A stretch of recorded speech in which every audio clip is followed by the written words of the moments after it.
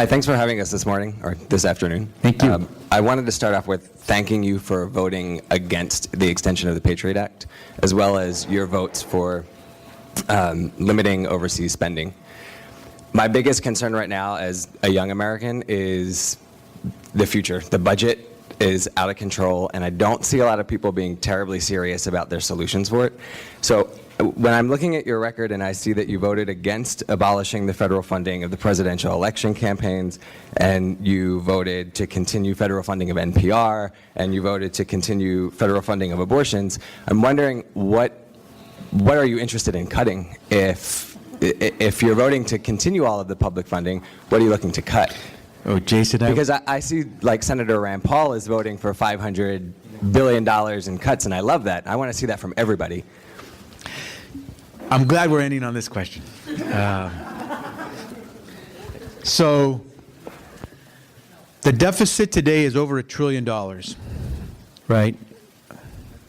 There's ways to try to put in perspective what $1 trillion is. I won't get into it, but just believe me, it's a lot of money.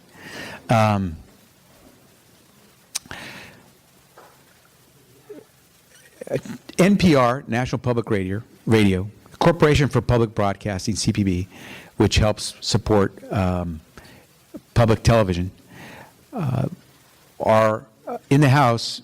There's a proposal to eliminate the funding for them.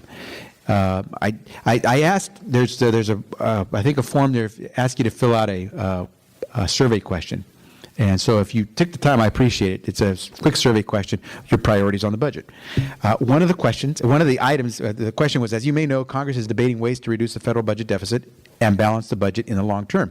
Please rank the following budget cutting measures from 1 to 6 in order of priority for you, 1 being your first choice. One of those is, last one, cut federal funding for National Public Radio and the Corporation for Public Broadcasting. Some of you think, well, maybe that's a good idea. We need to make cuts. We don't have the money to do the subsidizing of small businesses through their loans. Maybe you need to cut NPR. So we have a budget. If you cut NPR, this is how much you will save. Not 10% from the budget. Not 1% from the budget. Not 1/10 of 1% of the budget. Not 1/100% of the budget. Not 1/1000% of the budget. Not 1/10,000th of the budget. You will save 0.00003% of the budget to make a cut in NPR. Let's put it this way. You could save more money by having fired 111 Tomahawk rockets into Libya than by cutting NPR. And I will say this. I know of very few news outlets today in America who give you detailed news as, I think, neutral reporting of the news as NPR.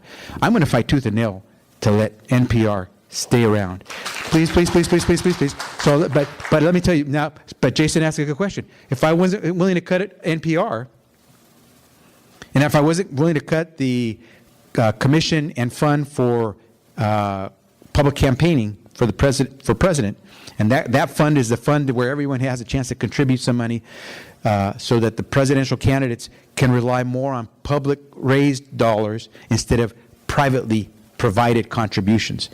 I voted to get rid of that because I think there's just too much money, private money, influencing elections to begin with. I actually would prefer to scrap that commission and go towards complete public financing of our campaigns. So you don't have so much. Please, guys, do me a favor, because then you're licensing people to boo, and I'd rather we not do that.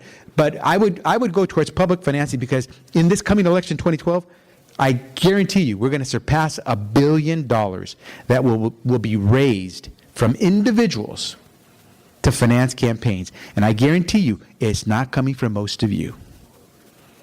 Okay, so I'd rather it come from you in the form of a small contribution that we make towards publicly financing campaigns, so therefore we can prohibit candidates from soliciting dollars from all sorts of folks who have the capacity to give as much as those candidates want.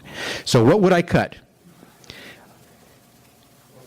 One thing I have said, and I said this to President Obama, I have voted against, and by the way, I have phenomenal respect, not just for our soldiers, but a lot of our our officers. You just heard me talk so much about the academies, the military academies.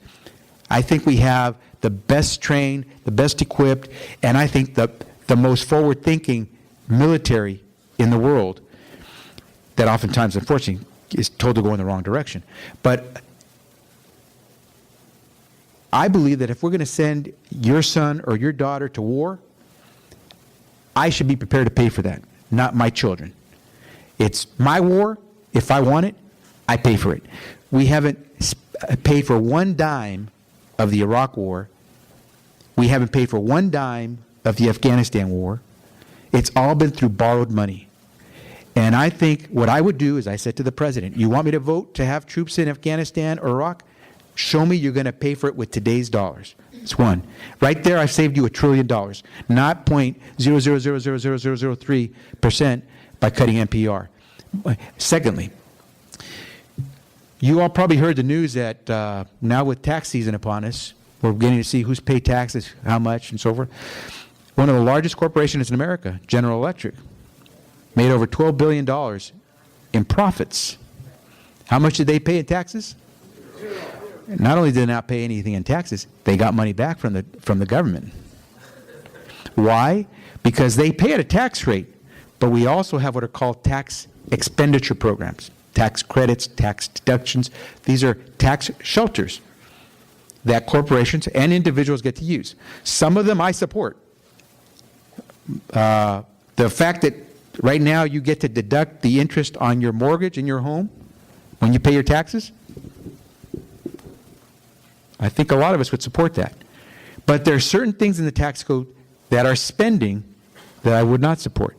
How much do we spend through the tax code? That's not the spending that you hear my Republican colleagues talk about. They're talking about the spending we make to our schools. They're talking about the spending we make for the Environmental Protection Agency for cleanup of our air and our water. They're talking about the spending we make for investments in housing. That's what they want to cut, which constitutes 15% of the budget. All those education programs, all those health programs, all those senior citizen programs, 15% of the budget. That's where they want to cut. That by itself, what they want to cut everything out of, is less than what we spend on an annual basis through these tax earmarks that GE, you and I get to reduce our taxes. Where would I cut? I could resolve the problems, Jason, far faster and far easier if I left NPR to do its good work and I went after the folks who aren't paid any taxes making profits every year. Okay, whoa, guys, do me a favor, So what I would say to you is there are ways to do this. If we had paid for Iraq and Afghanistan from the very beginning, we'd have $1 trillion less in our deficits, our debt. And I think it's an obligation for any one of us who votes to go to war to say how we're going to pay for it. At least in World War II, we put out war bonds. Not only did we not put out war bonds to pay for the war, but President Bush cut the taxes for the wealthiest Americans at the same time he was sending us to war. We've never in our history done that before. And so when people ask me, why are we in these terrible deficit situations? Why is our national debt growing so much? The principal causes of the national debt, which is over $9 trillion today,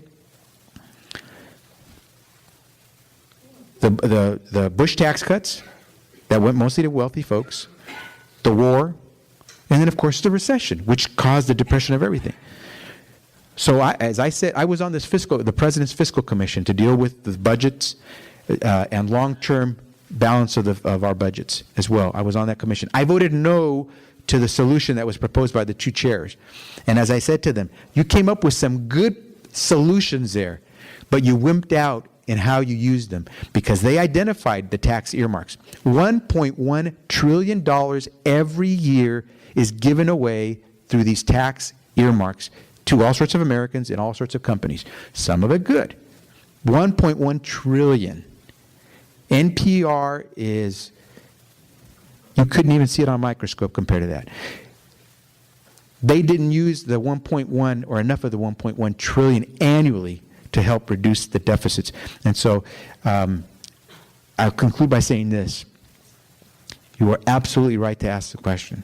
And I hope you'll continue, Jason, to ask it of everyone, because we shouldn't get away with just saying, oh, NPR is a great thing, they do great news, and so you shouldn't cut there. We should then say, and therefore I would cut elsewhere. And I will tell you, I think we should pay for the wars. That's over $1 trillion right there. I think we should get rid of a lot of tax earmarks, or at least reform them so we're not giving away so much money. And I also believe there are ways that we can go after some of these programs in valuable investments, education, clean air, clean water, and so forth, so that we become more effective. You know, the president has identified a lot of programs that seem to be replicative.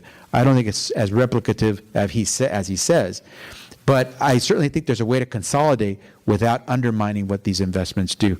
But do I think this is a time for us to be cutting money for schools, for job training programs, for senior subsidized meals at senior citizen centers, for subsidies for low-income seniors who have a difficult time in cold weather states with their heat, and in warm weather states when they have trouble with their air conditioning?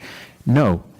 I'm willing to make the cuts, but I'm not willing to go there. And so I think there are ways we can do this that are sensible, and most people will still consider investing in our people. I think America, and I'm going to close with this because I don't go long.